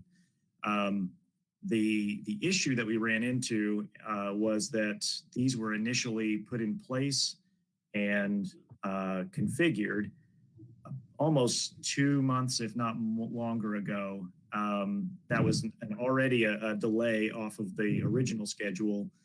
Some of that was due to supply chain issues, but when we finally did get them installed, we had the wrong mounting plates for the card readers, and we were told that the correct mounting plates would be in momentarily, and that we should expect them anytime. And so every time we got back in contact with them, when I say them, I mean Bibliotech, I mean the company that we bought these from, they continued to advise us that they were on their way and they would be there momentarily. So as you may understand, if you've had any supply chain issues due to COVID in the last year, that's just the nature of things. It's kind of similar to our plexiglass issue earlier. Every time we talk to them, they seem to be on the eve of being delivered, and yet that was, again, 2 months ago. Finally, last week, they started arriving in branches, and we got the tech in today to make the installation. My understanding is that they are finishing up in Odessa this evening. All of them were installed today. All of the card readers were installed. There are some technical issues that are being worked out that we honestly could not have troubleshot until the devices were installed. But we did keep the tech working while he was around so that he could try to finish tonight, since we, again, frankly, we're a little concerned that if he left without finishing the job tonight, we wouldn't see him again for a while. So we were able to get everything completely installed today. And now we'll just go through the process of making sure that everything is configured and operational. And once that is done, then they can begin being used. The question earlier, and Jay, I see your comment in the chat. It says Holdens haven't been installed. They were installed tonight, Jay. So I apologize. I was just trying to answer that question real quick. To answer the question about how many we have, all branches, with the exception of Quarter and Waverly, received one of these machines, with the exception, two exceptions. Quarter and Waverly did not receive any. Warrensburg received 3. Odessa received 2. Again, that was just based on available space and anticipated demand. we've never had these kinds of devices before. So some of that was just based on, again, foot traffic and circulation, things like that. So, some of this, frankly, was our best guess at how many would be necessary. And so if adjustments are necessary, if machines are needed to be moved around, based on demand. If they're really popular in one location and not somewhere else, we can certainly explore those options. As far as how they were paid for, the ones in Johnson County were paid for through a CARES Act grant. Anita was right, that was $67,000. That paid for the lion's share of the devices that we put in place. The Lafayette County did not have a similar grant available. So those were paid for by a budget line that was in our approved budget for FY21. So that was part of our RFID project. That was part of the intention was to have this project completed many months ago, and this would be part of our COVID precautions, that this would be an option for people who did not want to have close contact with staff, and they would be able to check out materials without having to put themselves at undue risk if that was their preference. We fully anticipated that we would also have staff in the branches to have that be an option as well, but this was just to afford people the option that they were most comfortable with. I didn't catch how many are in Knob-Noster, Holden, and Lexington. Knob-Noster, Holden, and Lexington all have one. Oh, one in all those? One each, yes, one each. Did I understand you to say that there was none in Waverly? That's correct. Why is that? Again, the anticipated need was low. We didn't think that there would be much demand in those two locations. That was something that was discussed with the branch managers at that time. And it was last summer when we first started this project. I would be lying if I could tell you exactly, or if I told you that I knew exactly how they responded, but my understanding or my best recollection is that they were fine not getting self-check machines. Again, that was talking with staff. If down the road it appears that self-check is something that the community desires, then we can certainly explore those options. There are other ways to allow for self-check options that are more economical. We could always pilot something in those branches to see if it gets used. And if it does, then maybe that would be something to further invest in with a more robust solution. And then if it doesn't get used, we could always kind of phase it out because we're not seeing the demand. Thank you. So my understanding was we got a $67,000 CARES grant from Johnson County. That's correct. Okay, so there's 8 machines in Johnson County. They were a little under 13,000 each. At 13,000 each, that's $65,000. Did we refund $2,000 to the county? There are 5 in Johnson County. There is one each in Holden and Knob-Noster and 3 in Warrensburg. So that's 5. They cost a little under 15,000. But if I round it up to 13,000 times 5 is 65,000. I want to know what happened to the other 2,000. Did we return to Johnson County? Part of that grant also covered some RFID project supplies. So we shared with them our full budget for the RFID project and proposed actually having them cover the vast majority of our RFID project in Johnson and Lafayette counties both. We only got approved for the 67,000. So our actual costs in Johnson County were above 67,000, but 67 was what they approved to award us. So when you talk about RFID, what exactly are we talking about? RFID is radio frequency identification. So we have additional tags that we have put in all of the materials in all of our branches. that will allow us to perform inventories much faster, do checkout much faster, and allow us to use the kinds of technology that we need for self-check to be much more effective. It's not an absolute necessity, but it was something that is definitely going to make staff lives easier, and we thought that this was a good opportunity to apply for a grant that could help us make this kind of transition. This RFID is something that a lot of other libraries have transitioned to, but it is an extremely costly project. And this, again, we felt this was a good opportunity to use some grant funds to really help with staff workflows and also tie that into helping with COVID precautions.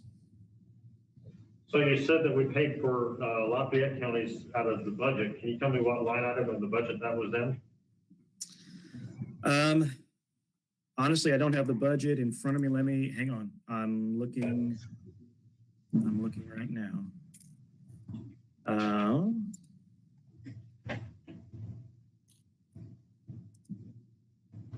Let me see.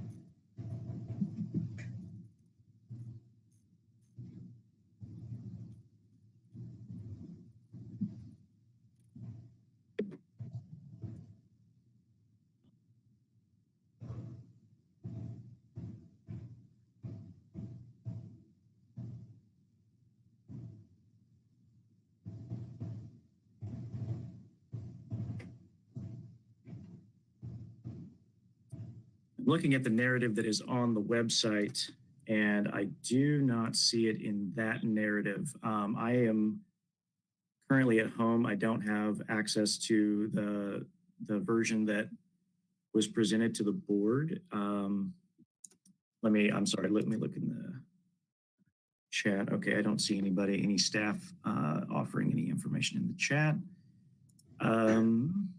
I don't have that in front of me, but I can certainly get it for you, Scotty. Well, I don't want it just for me, I want it for the whole board. I'm sorry that I'm asking so many questions about this, but since the board was never told we were buying self-checkout machines, I feel like that we need to start asking more questions. All that was ever told to us was RFID, which to me is barcodes. Had I ever known it was going to be this, I would have raised more objection to it. But, so I just want to make sure that we're, I know where that 39,000 for Lafayette County came from. Sure. Does that come out? I just like to know where it came from. I'm going to make a bit of an educated guess. Hang on. No, I'm sorry. I'm looking at the wrong line. That was from a previous year budget. No, I don't want to say that without having the proper information in front of me. And I don't have any problem giving that information to the entire board. I can forward that information on. But again, I wasn't sure what all information you all needed this evening. I just saw the agenda item. I could have been better prepared, but I wasn't sure what all was going to be asked. So. Okay, so the credit card readers, the library will still be taking cash or check, correct? Yes. Okay. And will we get a monthly report of how much credit card income and how much credit card expenses there were?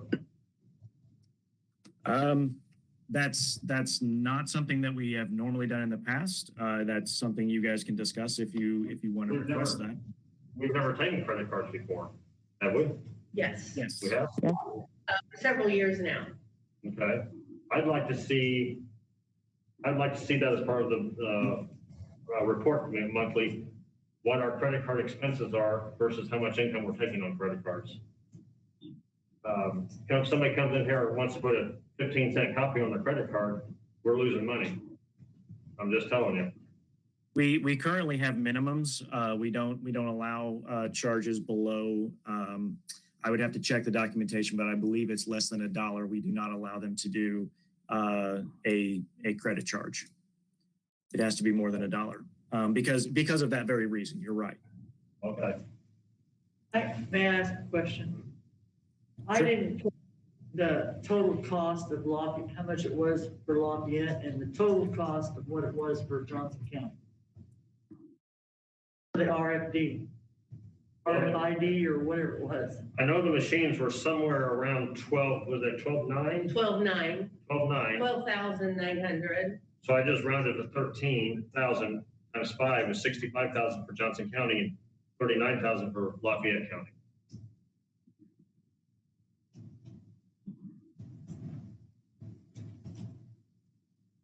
And again, I don't have the project budget in front of me, so I'm not positive the numbers. I could get that for you. I think I apologize. Go ahead. That's just for the machines. That's not for the tags that go in all the books and. That's correct. We also, there were other expenses as well. There were tags in the books. We have to have specific pads that will go at each circulation station so that staff can read the tags. We also have a few of them in our technical services department so that they can put the tags on whenever we are processing new materials. We also do have a piece of equipment that I, kind of alluded to earlier, which is what's called a DLA. It's a digital library assistant.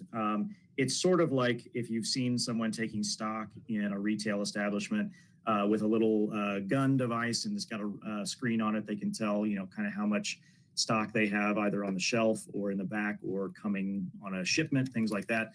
We can do the same thing now using RFID. And what used to take us, weeks of inventory, the inventory that used to take us weeks of branch staff and administrative staff time can now be done in a matter of a couple of days. So that's, of course, a big benefit for us that will continue to be a benefit for years to come, not only in the sense that we will expend a lot less money for staff time to complete the same work, but also because the work is so much easier, it's going to be much more likely that we are going to do a more diligent and thorough job of maintaining our collections. What is the lifespan of? I'm sorry, go ahead. What's the lifespan Of the DLA? of the self-checkout machine? Oh, the self-checkout machine. I think, let's see, I had someone contacted and another library, Daniel Boone Regional Library in Columbia, was just advertising that they were getting rid of some of their machines that I believe were about 10 years old, and they were still functional. They were just an outdated model that was being replaced. So I think with proper care, they can last a considerable amount of time.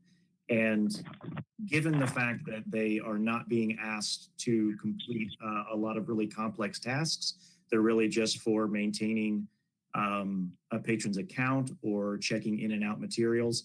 That seems like a reasonable thing to me. If anything, it might be something where the internal machine may need to be upgraded or maintained over time. But I feel like if it's not a 10-year span, I think it would be somewhere between 5 and 10 years.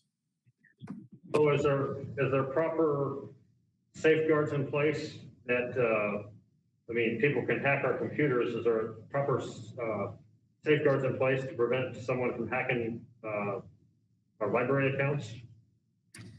Yes. So obviously the weakest point of any information security situation is going to be the user. So obviously that is still a bit of a risk, but staff are going to receive training on making sure that we have some best practices in place for observing patron behavior and making sure that they can identify something that is suspicious versus something that is what we would expect to be normal behavior. We've located all of the stations close to our circulation desks so that this is much easier to monitor. As far as on the network side, all of the companies involved have specific checks in place that we have to meet in order to be able to use their system. So we are going to have what's called penetration testing done. That is, it's something that we are not having to pay extra for, but it is part of our agreement with our payment processor, and they will actually attempt to get into our devices through from where they are, and try to ensure that there are no exploits that they can find from their end.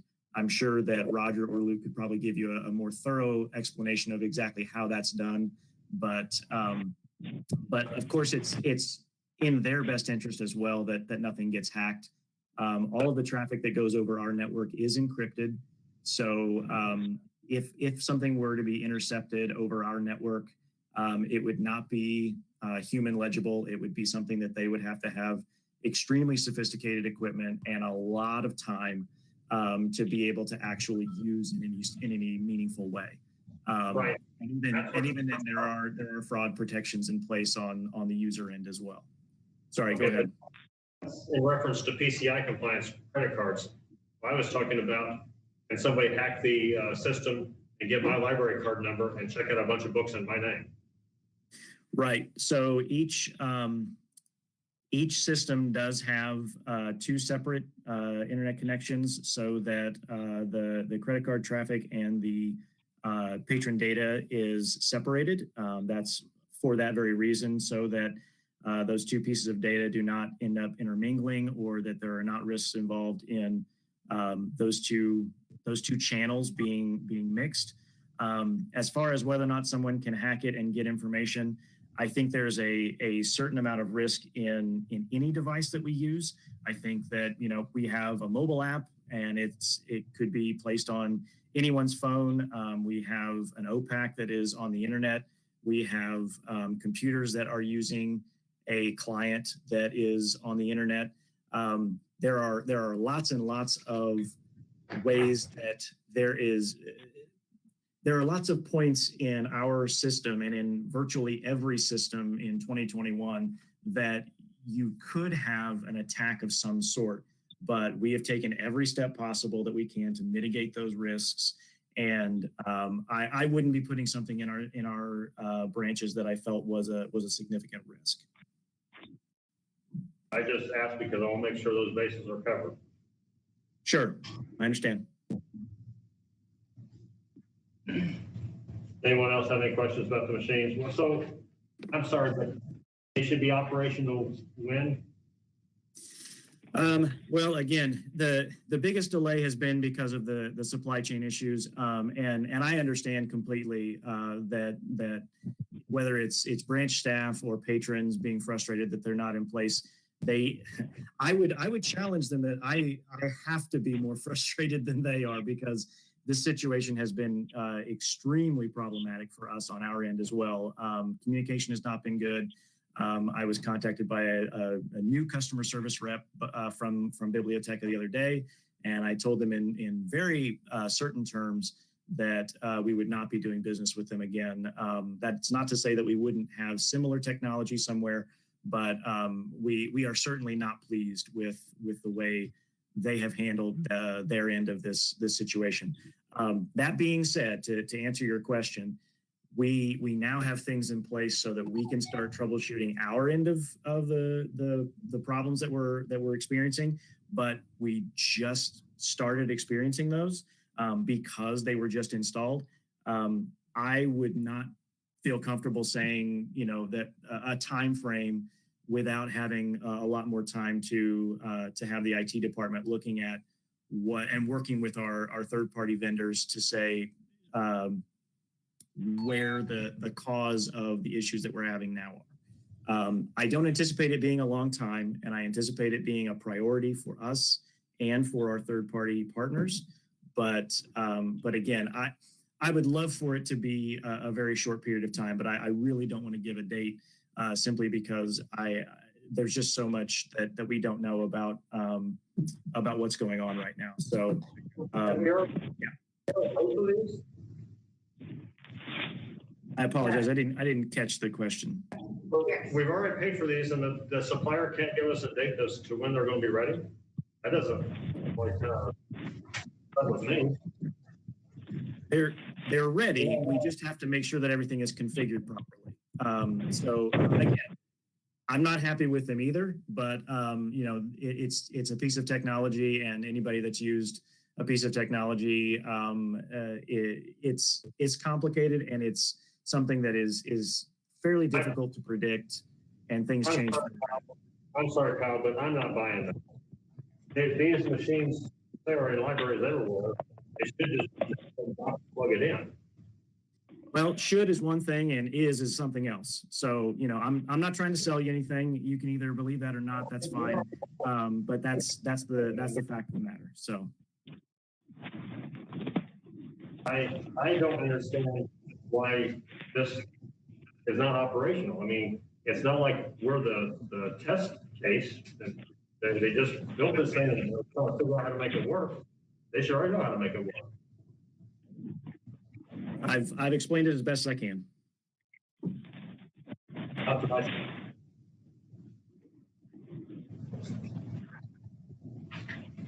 Okay, is there any other discussion of checkout machines?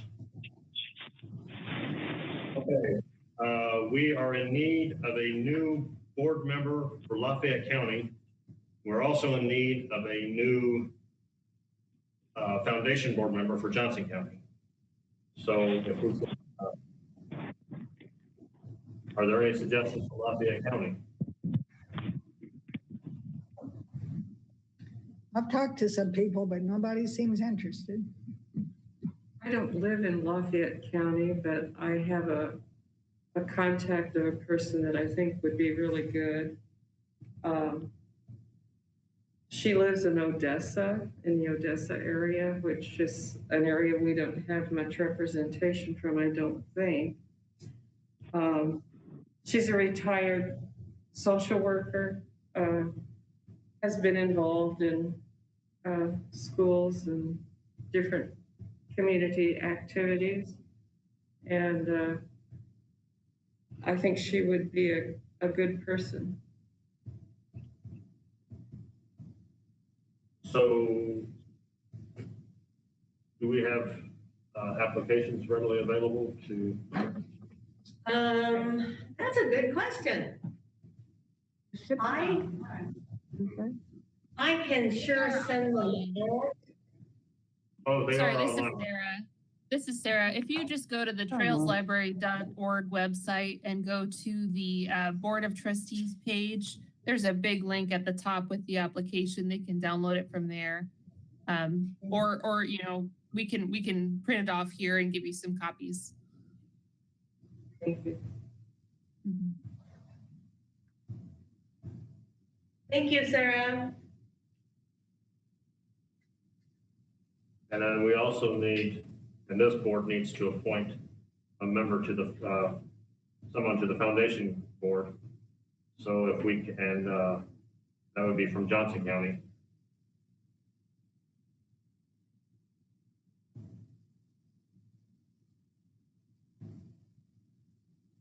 And I'm just going to leave that kind of hanging out there, and we can, if How many members are on the foundation board? and five from each county, just like the library board. Okay, so Now, do you want to, we have two board members that are expiring as of June 30th. And that is Carlin, Dylan, and Allison Burton. So you may want to, since it's April, you may want to keep that in mind too. So we need, Carlin, are you willing to serve again? That's a trick question. Yeah, I guess, yes. Okay. So I'll give Allison a call, see if she's, willing to stay on.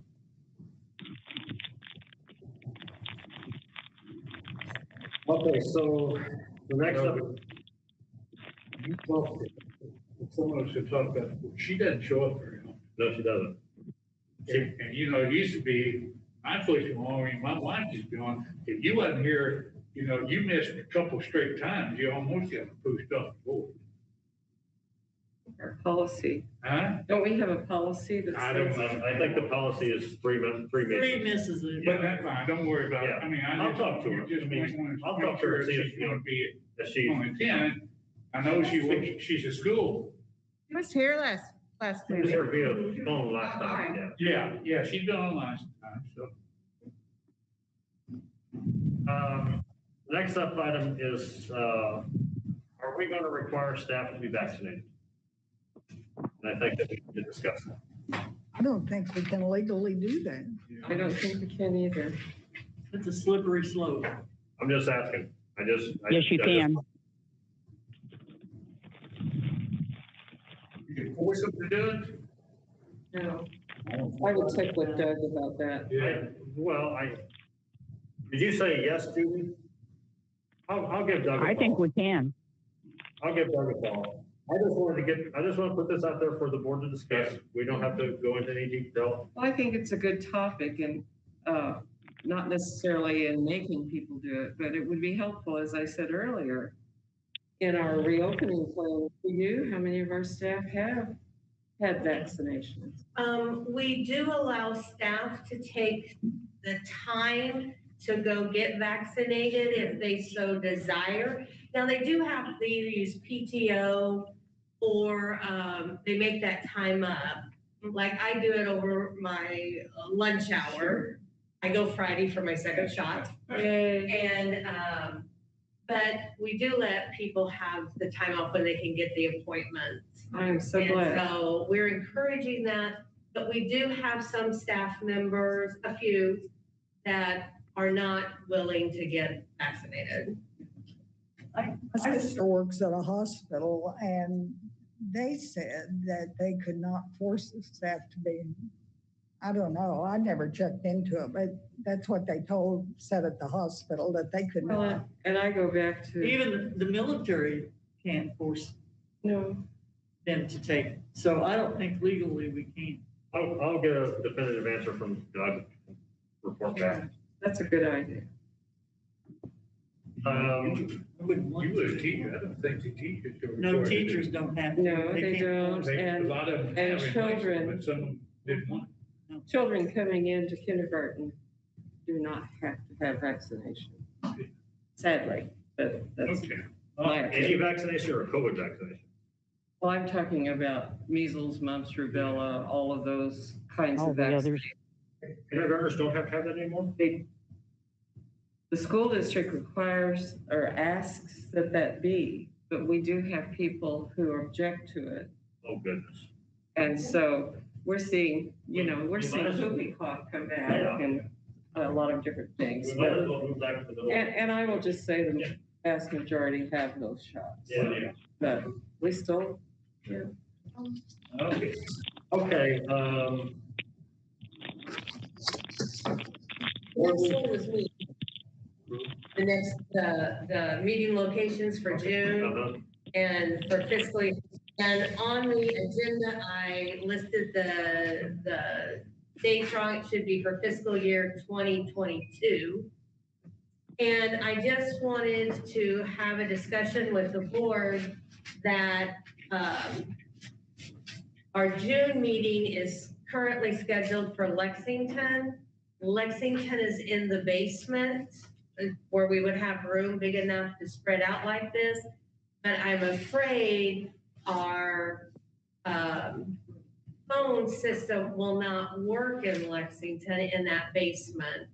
So I would like to move that, I would like the board to direct that we continue having our board meetings here in Warrensburg, in this area where we're seeing that reception is working, we're not having those issues that we had when we were in the back corner. until we no longer have to do it this way. But I wanted to make sure the board was okay with I that. think we dropped Lexington last time we were scheduled, we decided not to do it there. Mhm. Does that take? No, it's just you guys saying, yes, let's do it. Let's stay here, yeah, let's go Okay. ahead and have one. But I just have another couple of things. Sarah, are you still there? I am here. Okay, I know we discussed this over email this morning, but I'm still concerned about the program at John Knox Village East. Okay. That's not in our district. And so I don't understand why we're putting programs on in Higginsville. Well, you'll remember parts of Higginsville is in Trails district because they passed a law back in 1965 that froze cities. Basically, if they had a city library and I understand that, but John Knox Village isn't in that part of Higginsville. So it is not within those boundaries. Pardon? Oh, I'm sorry. I think I'm cutting out. Can you hear me? Yeah. Okay. So for this specific event, as I kind of stated, it was due to a partnership. We don't normally do programs in Higginsville, but we do have a relationship with John Knox. They do visit the quarter branch. They've got program aides that come in to pick books for the residents. So this is primarily to reach those folks as kind of an outreach event. It's not necessarily because it's in Higginsville that we're doing it, but more that it's a central location. So we don't necessarily have plans to, keep doing events in Higginsville. And I wasn't sure that was something I wasn't, supposed to be coordinating. But as I said in the email, there's kind of obviously I'm aware of the borders and the boundaries and all that, but short of any guidance from the board or a director, I'm not sure how I should proceed. Well, I'm just curious. We're doing something in Knobnoster and in Higginsville. I'm certain that most other towns have assisted living centers or nursing homes. Are we going to do something at those places also? Yes, that's our goal. Yeah, but I think that we owe our patrons the services of the library. And I understand that people in John Knox Village use the library, but with the ability of online services, I'm sure people in Kansas use our library too, but we're not offering programs for them. Right. Yeah. If you have specific, In Lafayette County. But they're not in the district. Higginsville chooses not to be part of Trails Regional. May I ask a They don't question? pay taxes in. No. May I ask a question? Aren't new properties and new homes in Higginsville, they're not grandfathered into the old just Higginsville library? Aren't some of those tax revenues go to Lafayette County for the library, for new homes built and things? Not if they're in the city limits of Higginsville. But it's the 1965 city limits. The city limits has expanded over since 1965, and that expanded is within Trails. The 1965 city limits is not. And that's how we got all that, what is much road as we hope, but on. That has to do with that corridor. 13 The corridor. corridor. Yeah. I'm sorry. But another thing, probably, I'm just guessing this, but I would say a lot of the residents of John Knox may have come from Concordia, Lexington, Odessa, Porter, Waverly. They used our services then. Their address is now Higginsville, but a lot of them, their hearts still lie within the communities they lived in before they came. Where did their tax dollars go? What, Judy? Where did their tax dollars go to, though? They're not paying taxes anymore. They don't have any personal property other than maybe a vehicle. That's correct. But at one time, all of their tax dollars went to support Trails Regional. And isn't it Well, like the whoever- prettiest thing for us to do to present a program? Is it gonna hurt that much? I agree wholeheartedly with that statement. I think it's good outreach and doing a service for people who need it. And if we can help them, that's great. Again, my only concern is, are we gonna do the same things for people in our district? Sarah just said I that think was we the should goal. start with our district. Yeah. That's the reason I brought this up, is because I think that we need to focus on our district. I know there's a little boundary issue with John Knox Village, but I just want to make sure that we're going to be doing that same outreach with our district, with our Yes. patrons. So kind of what I was alluding to in that email was that this specific location was due to the Wills partnership because they had donated those devices, and also our relationship with John Knox specifically. But kind of what I was talking about was with the bookmobile proposal, and I know that didn't pass, but our original sentiment with that was that we would travel to places within the community, including Holden, Kingsville, those outer areas, especially the more rural ones that don't have, direct access to a library branch.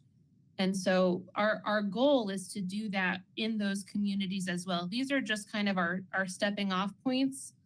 But they're certainly not something that we're planning to do John Knox every month. We want to expand it and go to those same bookmobile stops that I had presented last year. All right. Thank you.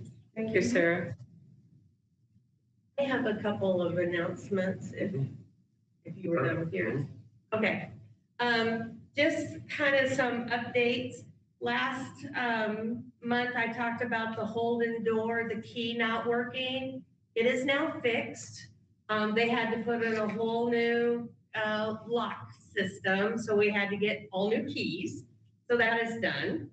The Lexington awning, the Lions Club from Lexington has graciously agreed to pay for the new fabric to go over that. And so that ball is rolling. We've received the money, and I'm going to have Scotty sign the proposal from the Kansas City tent and awning people, and we will get that. They say it'll probably take 4 to 5 weeks before they can get out.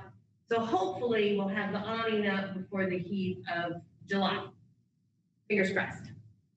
And I already mentioned. Lions Club gave $3,800 something. Yes, $3,860 exactly. We gave. Yes. Thank you.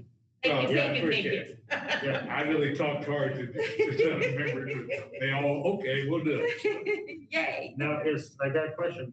There was something about the bike rack that we never got. So is that still? The bike rack, they gave $1,000 for, that hasn't done, so they've applied that 1,000. Okay. And so that's how they got the total of the The 3,000. city ever allows a bike rack, which I don't think will happen very soon. Yeah. They got to redo the street. They aren't ever gonna do it. So anyway, go ahead, I'm sorry. Okay.